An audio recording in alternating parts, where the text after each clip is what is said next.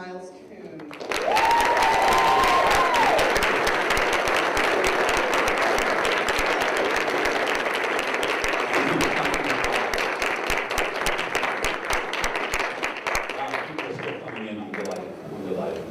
It's my great pleasure to welcome you all here to the first Palm Beach Poetry Festival.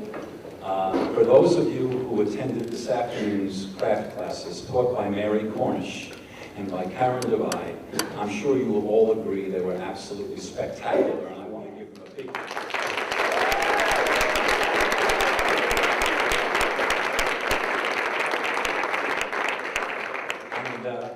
I've been used to attending panel discussions on topics when I was in my business life, like the future of the plastic bag in American retail. And I would say that last night's panel discussion was in a realm that I had never really heard before, and I loved every moment of it, and I hope you will enjoy yourselves. Wonderful. It is my great pleasure to introduce our introducer this evening. Campbell McGrath, most recent book, Pax Atomica, was published in November 2004 by HarperCollins. His previous collections, Capitalism, American Noise, Spring Comes to Chicago, Road Atlas, and Florida Poems. His awards include the Kingsley Tufts Prize awarded in 1996 for Spring Comes to Chicago, and fellowships from the Guggenheim and MacArthur Foundations. He teaches in the Creative Writing Program at Florida International University in Miami, and the Palm Beach Poetry Festival is delighted to present Campbell McGrath, who will introduce Patricia Smith, and then after the break, we'll introduce Thomas Lux, our featured readers this evening. Ladies and gentlemen, welcome Campbell McGrath.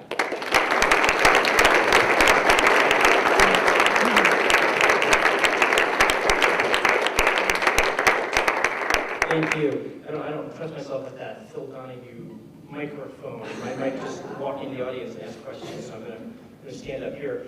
Well, you know, it is really delightful to be here, and we've already congratulated Miles Coon and this event, but I just want to do it again and talk about how great it is.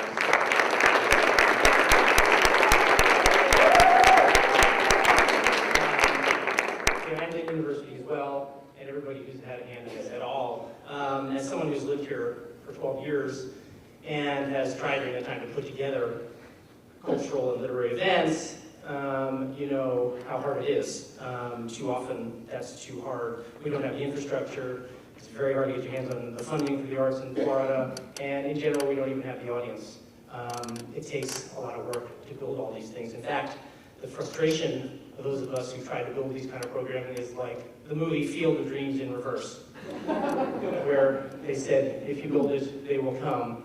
And here in South Florida with arts programming, far too often it's, don't bother to build it, they're not coming anyway. Tonight, we have put the lie to that, because this is a great night, a great audience, and the beginning of what I hope is many years of a real terrific and much needed addition to our arts programming in South Florida. Next, having congratulated the organizers, I want to congratulate you all in the audience. Speaking of you as an abstraction is one thing, but you're all here. You came here from from Dade County, from Broward County, from Palm Beach County, and you know, some of you perhaps are new to the art of attending poetry readings, and so I wanted to pass on a few words of wisdom.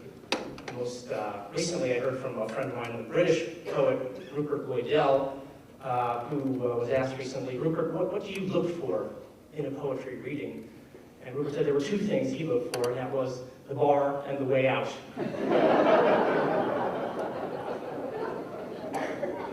And Rupert is not here tonight, perhaps that's a good thing. But if he were, he would eat his words, because this is really going to be an amazing night. The whole festival is terrific, but tonight is just going to be a terrific night. And one of the other misconceptions I think we're going to for sure put to rest tonight is that poetry is something we come to only with the eye, something that we decipher on the page, and not something that is meant to delight the ear, because for certain that's something we're going to learn tonight is an essential part of the art. Poetry, of course, predating human literacy, being an art form that existed long before the written word in any form was with us. And we're going to learn tonight why it still, after all these years, maintains a kind of bipolar status, the art of poetry, between the ear and the eye. In fact, I'm going to go this far with tonight's event. I'm going to guarantee personally that we're going to have a great reading. I'm going to guarantee that it will be entertaining, enlightening, and enriching. And you may ask, how can he personally guarantee this? And the reason is that I have been lucky enough to hear both of our poets tonight read before. I've actually been lucky enough to read with these poets. Read with Tom Lux at the Kingsley Tufts reading in California a number of years ago. And I read with Patricia Smith in San Diego for Quincy Troop at the La Jolla, the modern art gallery there. But it could have been a lucky night. That's what you're thinking, right? One showing, anything can happen.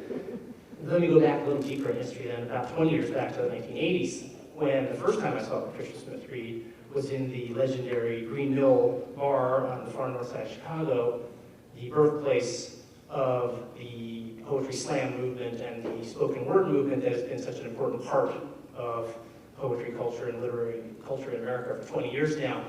And if you've ever seen Patricia Smith read at the Green Mill, you'll know that there are no bad nights when it comes to Patricia Smith performing as a poet. It's a really remarkable experience.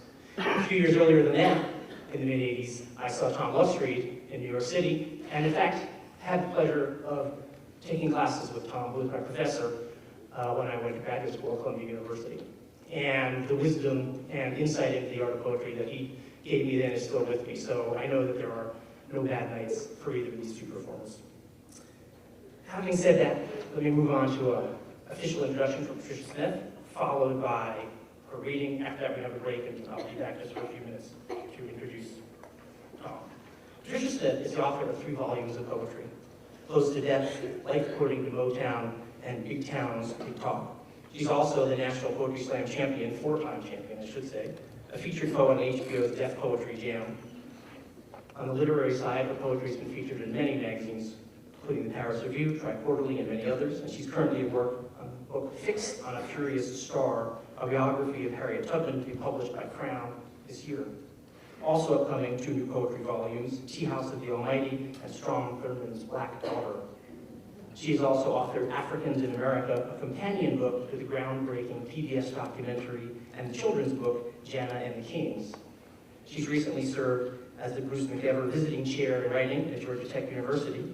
She lives full-time in Westchester County with her husband and her granddaughter. Please welcome Patricia Smith.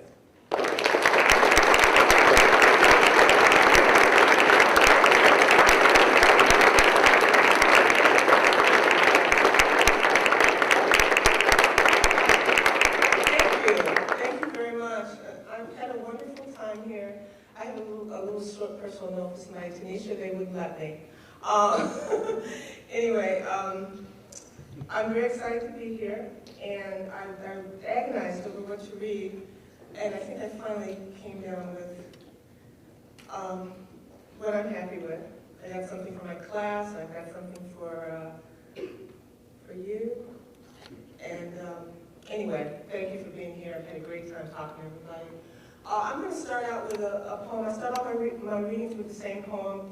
I did a residency once with a group of 6th graders in Miami. I'm lucky enough to have the woman who invited me who's in my class today. And I've never forgotten those kids. And this was written for a little girl named Nicole, who I always remember. The area that I was in had high incidence of drug use, so a lot of the kids had lost parents or siblings to AIDS. I do it first in all my readings because it reminds me of why I write poetry in the first place, that it has the power to move you from one place in your head to a safer place. And that's what I was asking it to do for these children. This is dedicated to the 6th grade class at Lily C. Evans Elementary School in Dade County, Miami. I am astonished at their mouthful names. Lacanicia, Chevelane, DeLeo, Fumaleo, their ragged rebellions and lip gloss pouts and all those pants drooped as drapery. I rejoice when they kiss my face, whisper wet and urgent in my ear, make me their obsession because I have brought them poetry. They shout me raw, bruise my wrist with their pulling, and rashly claim me as mama as they cradle my head in their little laps, waiting for new words to grow in my mouth. You.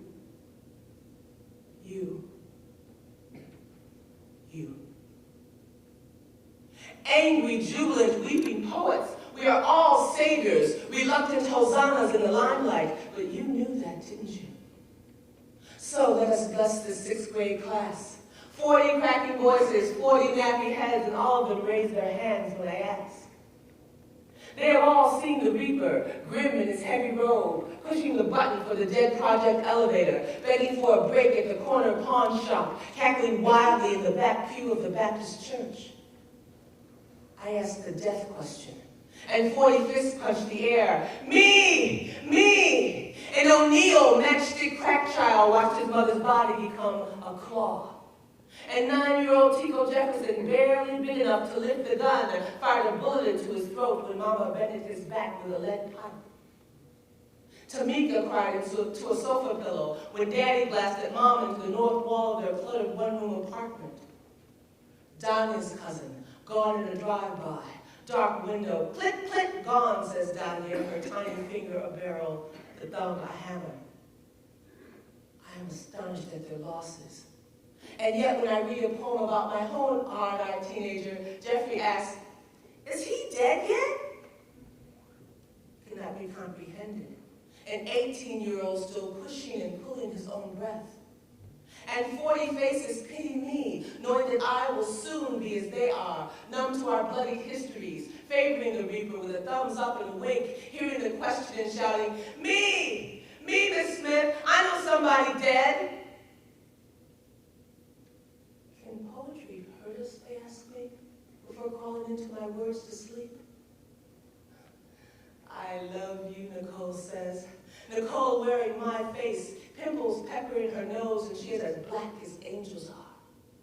Nicole's braids kissed with match flame to seal them. And can you teach me to write a poem about my mama, Miss Smith? I mean, you write about your daddy, and he's dead. Can you teach me to remember my mama? The teacher tells me this is the first time Nicole has admitted that her mother is gone. Murdered by slim silver needles and a stranger rifling through her blood, the virus pushing her skeleton through for Nicole to see. And now this child with rusty knees and mismatched shoes sees poetry as her screen and asks me for the words to build her mother again, replacing the voice, stitching on the lost flesh.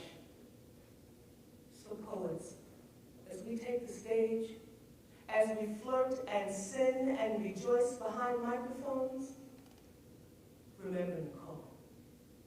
She knows that we are here now, and she is an empty vessel waiting to be filled. And she is waiting. And she is waiting. And she waits.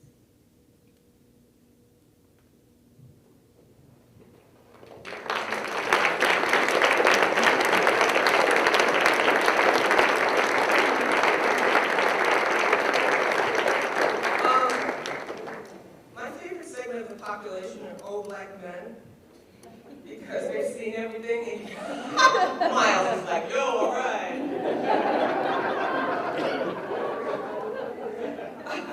Because they've seen everything and, you know, nothing you can tell them is new.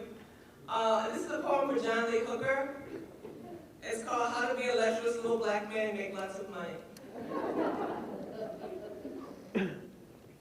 First, you got to get the blues.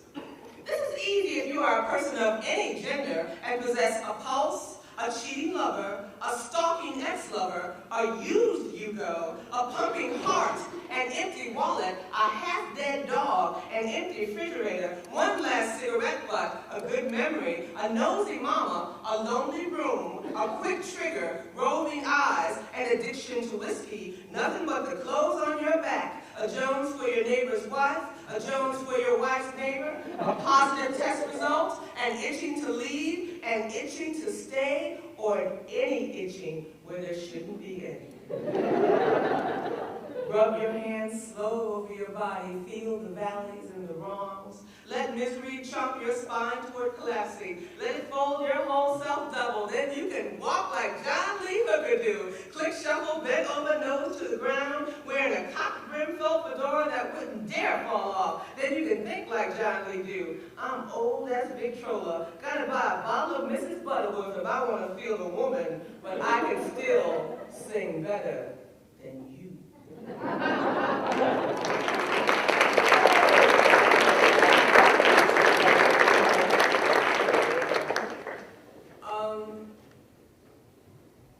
Okay.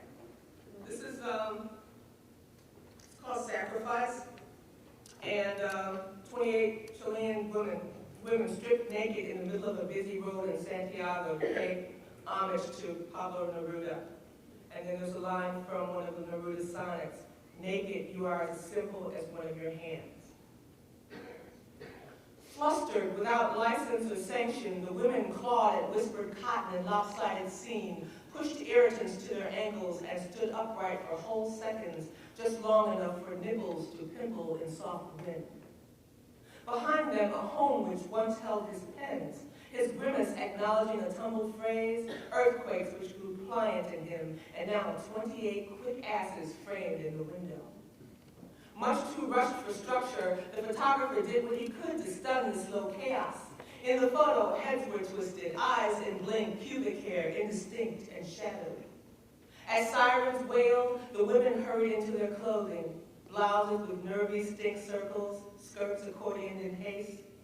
Their names were nothing, and they were rootless in their wandering away.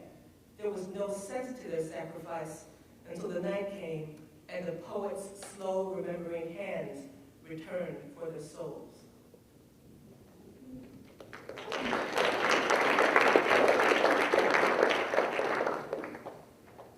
For John Coltrane.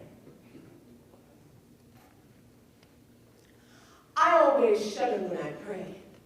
Mama say the Lord enters you in stages, first like a lit match under your hands, then like an animal biting through bones with soft teeth.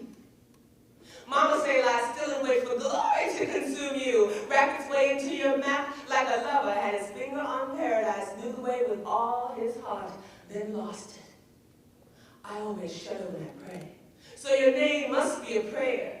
Saying your name colors my mouth, frees loose this river, changes my skin, turns my spine to string. I pray all the time now. Amen. Try not to touch me while I tell this. Try not to brush the thick tips of your fingers against my throat while my throat moves, telling the story.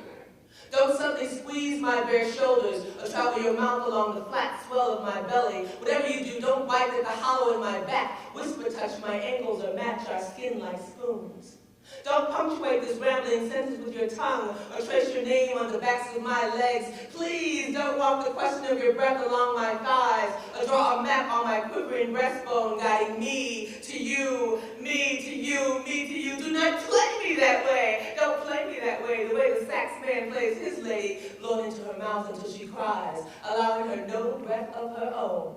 Don't play me that way, baby, the way the sax man plays his lady, that strangling, soft murder, notes like bullets, riffs like knives, the downbeat slapping into her, and she sighs. Into her, and she cries.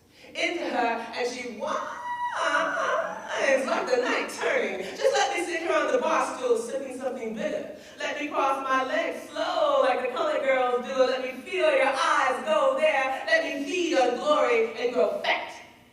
Meanwhile, lover, let's fill this wicked church with music. Let me lean into the song for once without your mouth on me. The music a lit match under my skin, and I dance. All legs and thunders and heels too high. I dance, cheap perfume and black nail polish.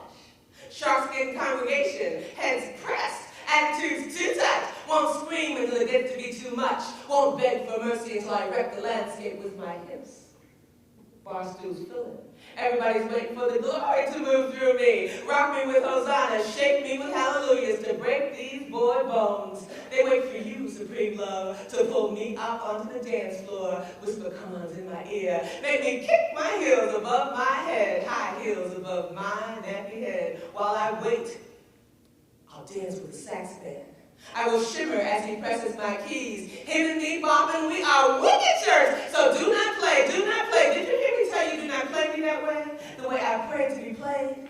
Mama say the Lord enters you in stages. Play me that way. First like a lit match under my skin. Play me that way. Then like an animal biting through bones with soft teeth. Play me. Mama say lie still wait for glory. That way. To consume me. That way. Work my keys. That way. Work my keys. That way. Work my keys. Wait a minute. Come on over here and press that key twice. That felt kind of good. Hold on. Don't pay me no mind, lover. I always shudder when I pray.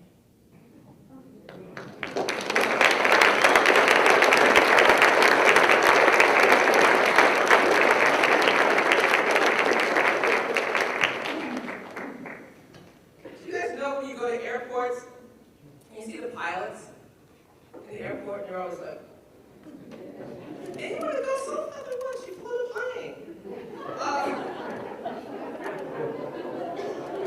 You know when they're just looking at you, it's like, Anyway, this book's called The Way Pilots Walk. Like their cocks and haunches are heavy with it. Arrogant past Starbucks and baggage claim, past flinching monitors and the sea gates, pilots stride navy increase, chiseled heads swiveling in bare tolerance of we, the ground bound. Their faces are chapped by a higher sun, their pompadours glossy and blade cut. They live a huge life awfully close to heaven where blessings begin. How smug are those little hats, dripping with mysterious metals, shaped like a salute to the men beneath them. We bear bowed, pissed witness to their dismissive sniffs, the oh so holier than thou in their hips. There's no bound script for that sexy moment when the wide sky inhales their laughable machines and folds their hurtling heartbeats into blue. So go on, join the club, envy their asses, and pray toward them. Every flyboy is your fate wearing a crisp little uniform. A quirk of pulse, a sleepless night, a flip of his wrist could kill you and 1,000 other yous. As maddening as it may be, there's just no answer to that strut. It says, fuck you, I've got the air.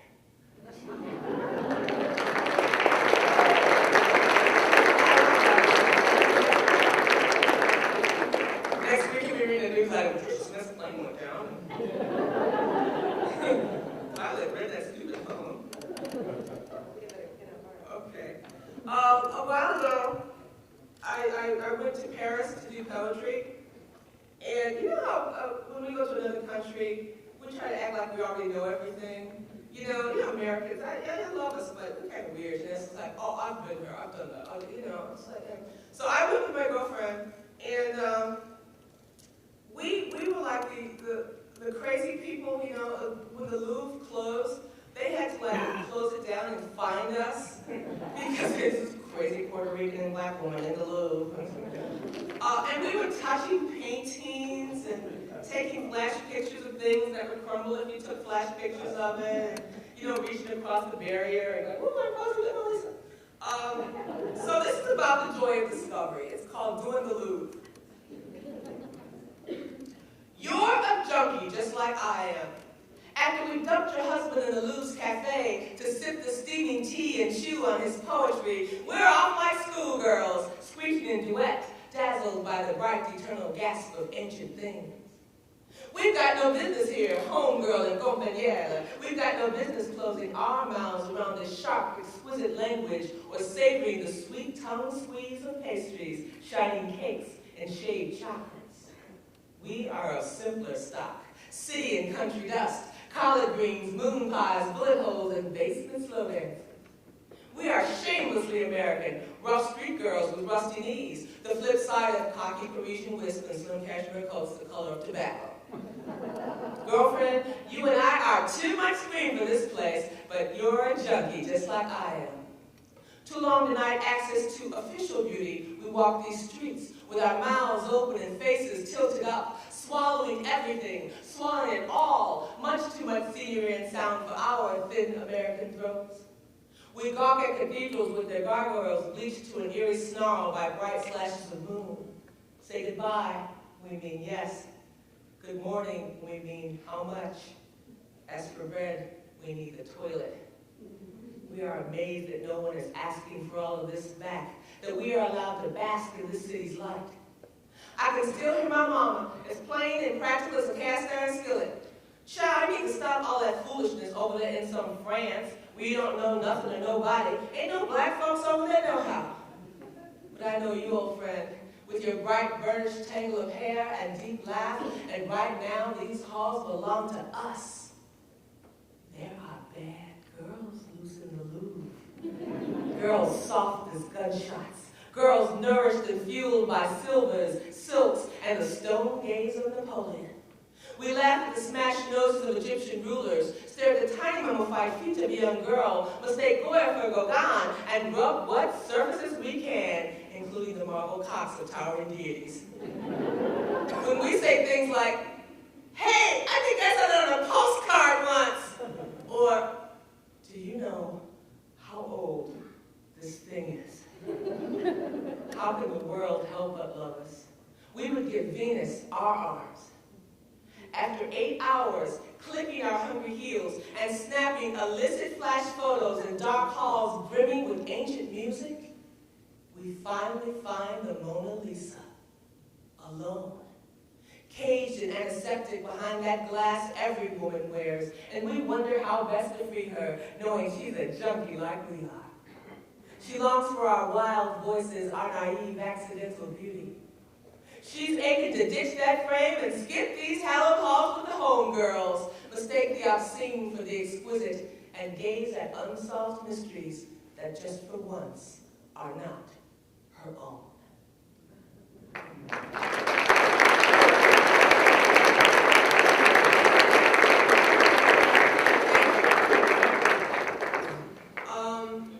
This is in the Close to Death book. Is a book of some persona poems that I wrote for black men. And this is from that book. That's a persona poem called Undertaker.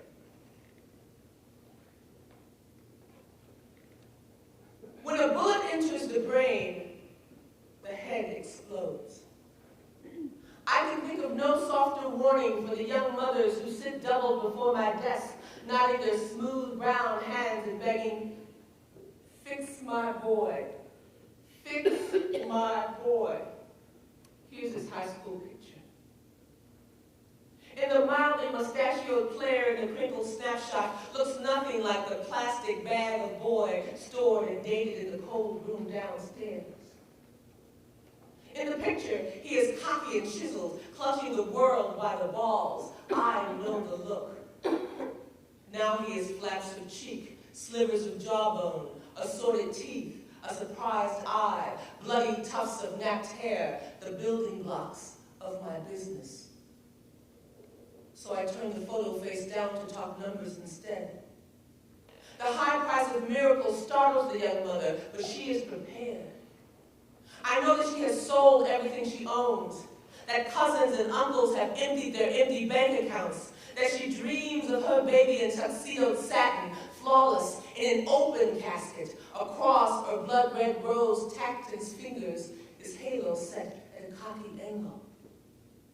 So I write a figure on a piece of paper and push it across to her. She stares at the number. Jesus! But Jesus isn't on my payroll. I work alone until the dim insistence of morning, gluing, stitching, creating a chin with a brushstroke. I plump shattered skulls, then paint the skin to suggest warmth and impending breath. I plop glass eyes into rigid sockets, then carve eyelids from a forearm and inner thigh. I reach into collapsed cavities to rescue a tongue, an ear. Lips are never easy to recreate. And I try not to remember the stories.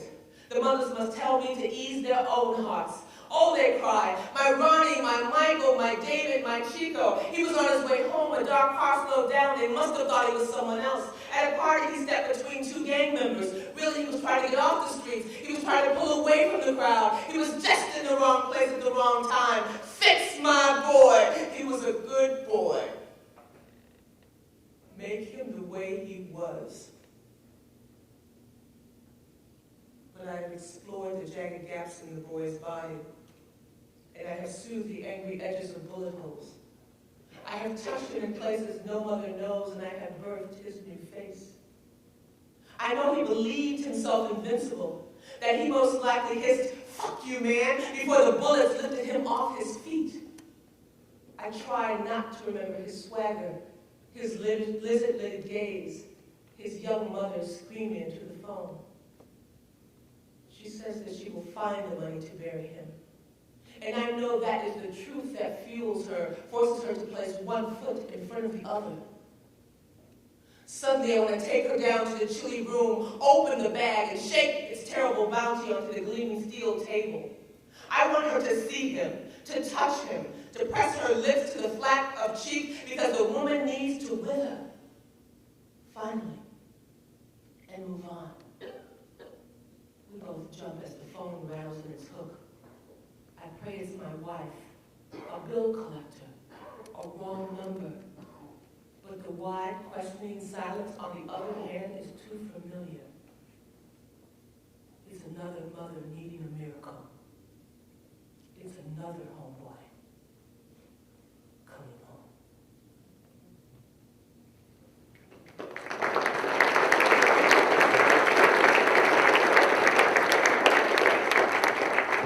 How mother, I don't have my, what do I have? About 15 minutes. Oh, really? Oh. Okay. Thanks. I think I mentioned yesterday that my favorite poet was Stephen Dobbins, and also that for a long time I denied him. I wouldn't tell anybody he was my favorite poet because I didn't think that's what people expected. So this is a poem about that. For Stephen. I have stopped denying you. I am no longer Peter to your Jesus. I've forgiven you for not being a black woman, a black man, or a card-carrying member of some recognized creative tribe.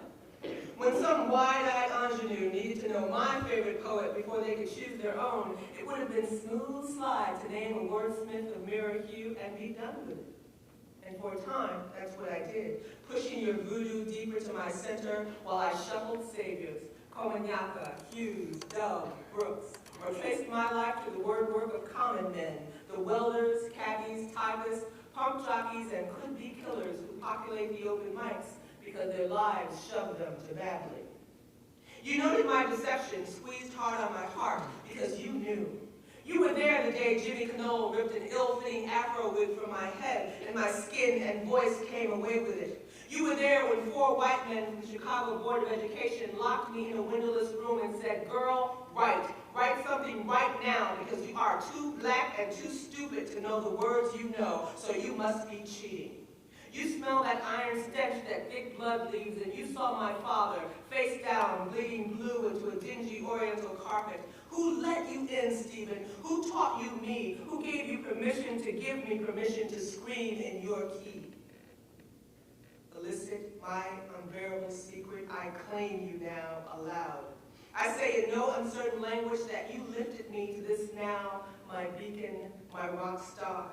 In this world that insists upon real, your words should have never touched me, and mine should have never reached for you. There was history to consider. I shouldn't have zeroed in on your yelps across the chasm, but I did, instantly hungering for more of that slap language, scrawling pictures of you in my head, pictures where you were always too short, too whispered, too incredibly white, your back always turned to my craving. I reached for you so hard that finally I conjured you, and there you were, standing for days it seemed, and taking my hand, and I stared at you, so large in my heart by then you could have killed me by saying, "Hey, I don't know you at all."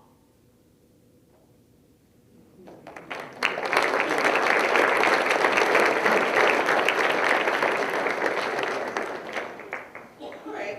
I'm going to ask you a question. Would you like to hear a relatively long poem about People magazine interviewing Olive Oil, Popeye's girlfriend? Yes. Yeah? That, and then I'll end with, I'll do one more after that, and I'll be done. That should be, well, we'll see. Okay. Really? You want to hear all of it? Tom's over there waiting. No. Papa's in here. I always wondered who Olive Oil was, you know, and why she let Ludo mess with her as much as he did. She kept coming back for more. And, you know, then Popeye was over there. And who was Sweet Pea? Whose baby was Sweet Pea? She was carrying around, I think it was Wibby's baby. You know? Anyway, so this is called Olive Oil Talks to People magazine. If you must know me, first know this. I was born a bone child, a bleached confusion of sticks clattering from my mother's womb, ribs fused gently around a sputtering heart. No milk moved in the woman who made me, so I lie in her thin arms, sucking the thought of the sea from her skin. My father was a stevedore, wrist of dust, his skinny pink neck bulging with push and pull, heft and release. My mother grew weak trying to love him, searching for the rhythms of water and the way his sour body folded around sleep, his demands for sex, more potatoes. She sat at the window, watching real sailors. He blossomed as her body cramped with me. He was praying for a boy, muscles he could tame, a fool who believed he was seaworthy. But then I came, blanched, sickly, slick with blood and effort, hair as black and flat as a seal's. He never held me and only touched me once, his fingers tangling in my sparse pubic hair, then pulling away, startled, disgusted, thrilled. Perhaps he hoped I could be a man, but he went no further because he only called himself a sailor. Early one morning, as he helped a crew unload the windswept, his heart splintered and burst, his body falling only inches from the sea he'd sworn to possess before he died. His mouth filled with earth and chips of wood. My mother screamed, refused food, and followed. I was left alone in the house of my birth, a battered wooden shell ravaged by wind and salt. My wide eyes were trained on the waterline, watching the rickety ships bob and pivot, hearing the raw shouts, the thick voices of mariners. I was still a stick interrupted by knees, ending in huge feet caged in black shoes. I pulled my hair tight, looped a red ribbon through the floppy bun, powdered cord circles on pale cheeks. I stuffed napkins into the front of my dress and pranced ashore, a sacrifice of toothpicks. I wanted the man my father had wanted to be, a man of the sea, drunk with horizons. The rumbling one came first. All sinew and teeth, his arms were tree trunks, muscles screaming inside stiff cotton clothing. His real name didn't matter. The men barked, "Bluto!" and the hard syllables swirled in my head. A look from him would have curled my father, made my mother rise and press her face against the window. The helpless air crackled when he was in it, sparks stinging my skin, currents bristling my hair. Love made me dance around him, silly with want, my hard black brogans clicking on the dock. My wretched waltz amused, then confused him, until he could not imagine the night without me. Ribs tightened around my sputtering heart. No music, no tentative fingers. He took me like a windstorm, left me rattled and sore. His brash laughter boomed and a crowd gathered at my window to watch him suck tiny red stars into the skin of my throat. He took me propped against the wall, pinned to the rough wooden floor, in the chipped porcelain bathtub, against the icebox, from the front, from behind, with his mouth and with his cock veined as a horse's neck.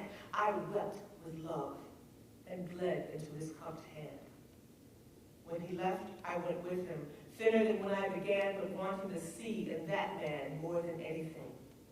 He passed me to his drooling men, roped me to the bow, laughed at my longing. On faraway islands bursting with color I could smell, he starved me, tied me to tree trunks, teased my body with tigers. Each night he rewarded my devotion, biting into my skin with yellow teeth, another letter of his name carved into my skinny soul. Soon he would love me more than water. But one raucous midnight, while I prayed no train would come rumbling down the tracks I was tied to, the ropes loosened and I was swept up by arms I didn't know. I looked up into a comical squint of eyes, smelled the what sees this man had seen. If Bluto was tidal wave, Popeye was ripple. Bald, nearly blind, bubble-cheeked, a rotting pipe teetering on his bottom lip, my savior, as if I had asked to be saved. I hated him, his giddy, toothless smile, that stupid giggle, his bulging cartoon forearms. When he saw my scars, he blubbered like a baby, weeping at my histories of torn skin, not recognizing the signposts of love. I fell asleep counting while his mouth touched each one. I had no place for him in my crazy life, yet there he was.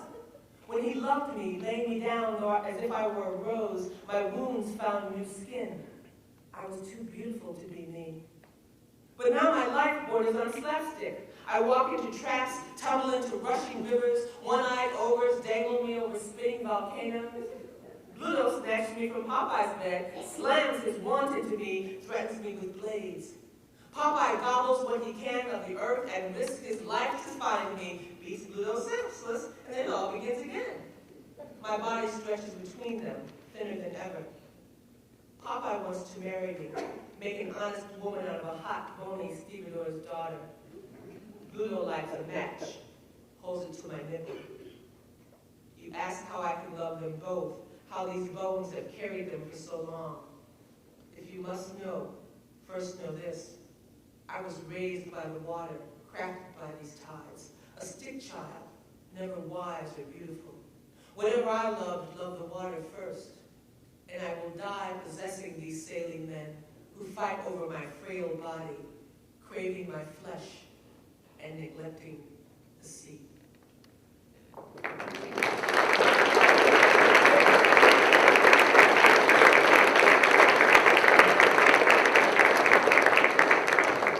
my list, I have 2 poems left. Do I have time for both or one? I'm looking at you. Oh, wait, I should be looking at the rush. You rather than this. You can do whatever the hell you want.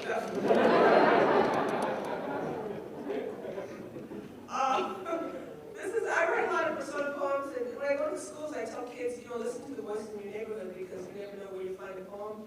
And when I was a kid, my father used to take me to the barber shop with him.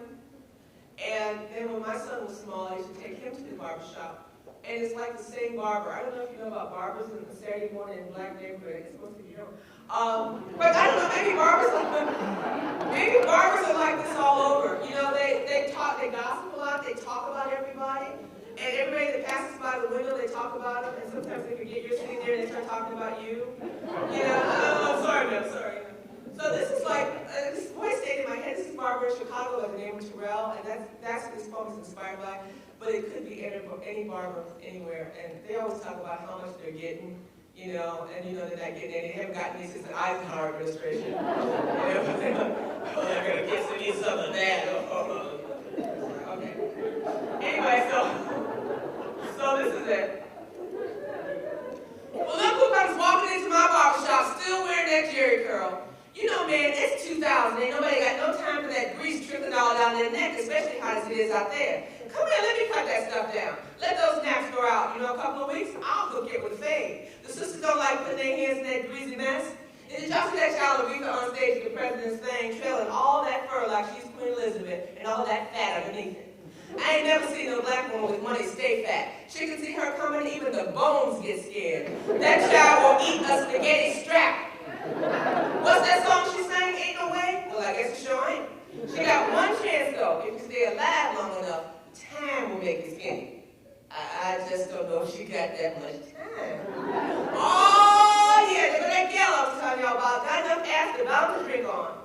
I'm going to be knee-deep in that come Saturday night. And my name ain't Terrell Anderson Jr. And I got my hand tussling on that head.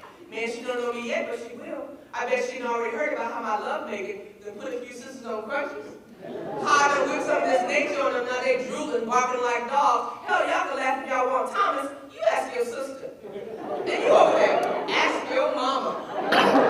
They say size don't matter, but it do if it's this size, man. I had to bag this to my leg, it would scare y'all out of here.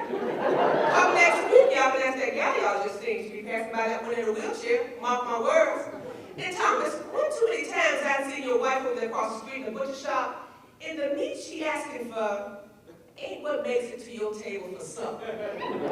She's over there behind the counter, like business. What she's interested in is the butcher's business. And you better start asking yourself why. You better start taking care of business at your own home, my man, before she gets a taste of that sausage she's selling. Then you'll be able to talk about, she gone, she gone. Man, I'm telling you, women are liberated nowadays. You can't be climbing up on top of them, poking them like you got somewhere else to be in 5 minutes. And every time you get a chance, there you are in the Continental sniffing all up Deborah Ann's butt like she wants something from you because that money you always waving around. Man, let me tell you, anytime you see flies buzzing around a woman, it ain't summer. It's time to move on to another woman. I don't know, your wife got some nice legs on her though, man. That butcher don't take up on her. I might get in line. Hey, and you, what's wrong with your boy? He got no other woman. Damn near 40 years old, no woman in sight. Could be just ugly though. You know, the other night I heard a blind woman turning him down. Said she could just imagine how Well, you know they talk about some activated man. You better activate your head under this razor and let me cut that stuff out of there. This 2000 man, well, let me straighten it out for you. Black men free now. Superfly done flew. I've been doing this 40 years. This is Terrell's Afrocentric Barbershop Fade Palace and Wild Style Emporium. Now put your ass in my chair and put your head in my hands.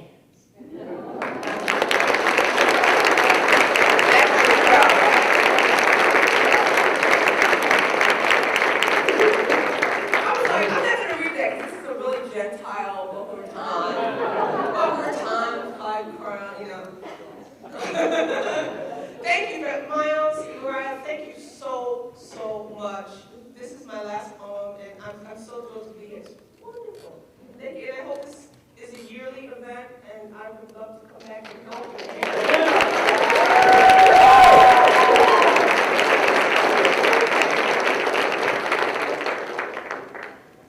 I talked about my father yesterday, and my dad and I had a ritual. My father taught me how to cook, and the first thing he taught me how to cook was something called hot water cornbread. Folks are like, black people are like. So like hot water cornbread, and so I really treasured that. I really treasured that ritual. So this piece is for him. The recipe for hot water cornbread is simple. Cornmeal, hot water. Mix till sluggish, then dollop in a sizzling skillet. When you smell the burning begin, flip it.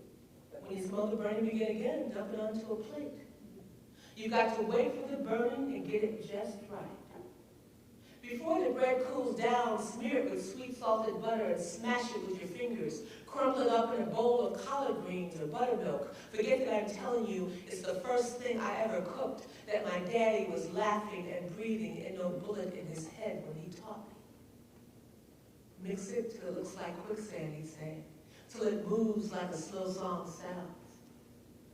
We'd sit there in the kitchen in the half dark, licking our fingers and laughing at my mother, who was probably scrubbing something with bleach, or watching Bonanza, or thinking how stupid it was to be burning that nasty old bread in that cast iron skillet. She always used whole milk and eggs and baked her cornbread until it was plump and sugary. And she branded me hopeless as a homemaker, too damn interested in sitting in the kitchen in the half dark, learning nothing at all from a man who had other women and stayed out late on Saturday nights.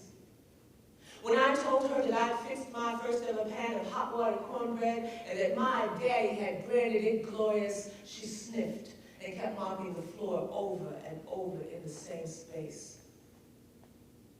So here's how you do it. You take out a bowl, like the one we had with blue flowers and only one crack. You put the cornmeal in it.